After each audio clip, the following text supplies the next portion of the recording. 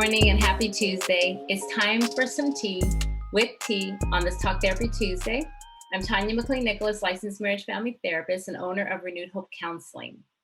Spending another week talking about conflict resolution and the importance of having strategies and specific skills in order to be successful in your relationships.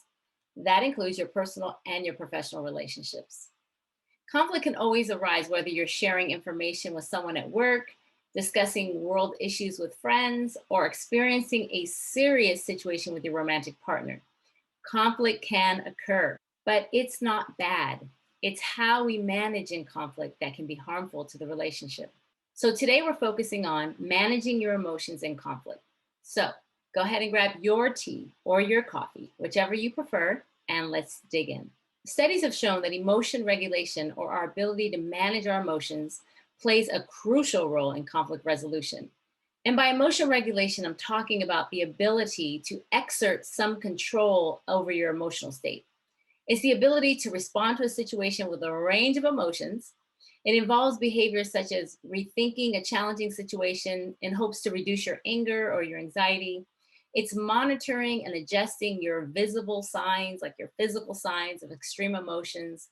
It's the ability to delay a spontaneous, immediate response or reaction to an experience.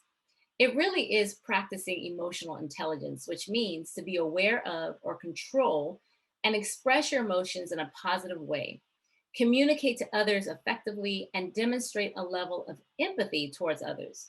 So let the truth be told. We all lose our stuff sometimes, or maybe we get angry and frustrated and we lose control. But becoming more aware of our emotions, our responses, and our commitment to choose alternative responses will be more helpful moving forward in all of your conflicts. So usually in conflict, something is said or done that is a trigger that creates a negative emotion in us. Whether it is a disagreement on outcomes or our core beliefs, depending on what's said or done, it could solicit a negative response within us. And depending upon how deep the trigger goes, your response may be negative and damaging in the attempt to resolve the conflict. To manage conflict effectively, it is important to decrease those negative emotions that you're experiencing, because negative emotions have a tendency to escalate conflict, and it creates a spiral of negative emotions from all the participants involved. So finding ways to reduce negative emotions and learn how to regulate those emotions during conflict is important to develop effective conflict resolution skills. So you have to become more aware of your hot buttons. We all have them. And the only way to do this is through self-reflection. It is important to take time, sit down, and reflect on why something triggers you. Why does this person, the words, or situation draw a negative or uncomfortable emotion from you? The more you learn about your hot buttons, the more you can take note and will not be thrown off when someone pushes those buttons. Take the time to reflect on why something irritates you, and even reflect on how you want to respond in the future. And as you continue to reflect on your triggers and how you want to respond differently the next time, you want to practice those new responses. Conflict is going to occur again, and you want to make sure that you have a new response that is different than your original reaction. So as you look at your triggers, make note of your typical responses. And then next to it, choose an alternative response and then practice it.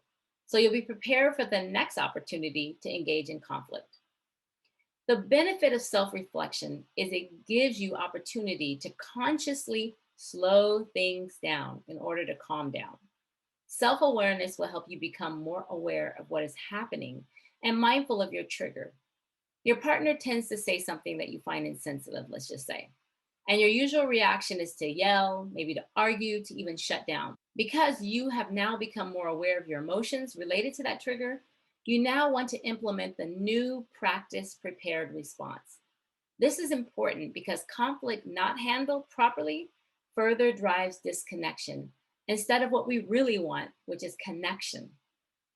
So time to slow it down, to calm down, regain your composure.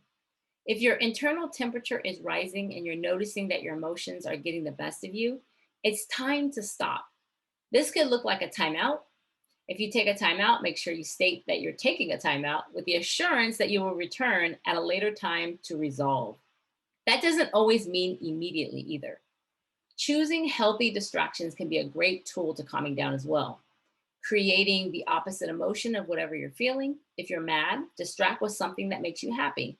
Maybe a song, a movie, a walk, talking to a trusted friend.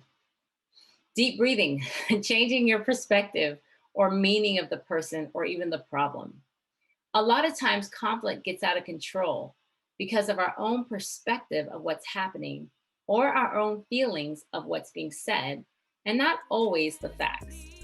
Using these strategies of self awareness of triggers, choosing alternative responses, and practicing them, slowing things down so you can calm down, are skills to master and to help move you through conflict in the most positive way. Well, that's it for today. I hope you enjoyed your tea with T on this Talk Therapy Tuesday. I'm Tanya McLean Nicholas, and I hope you have a great day.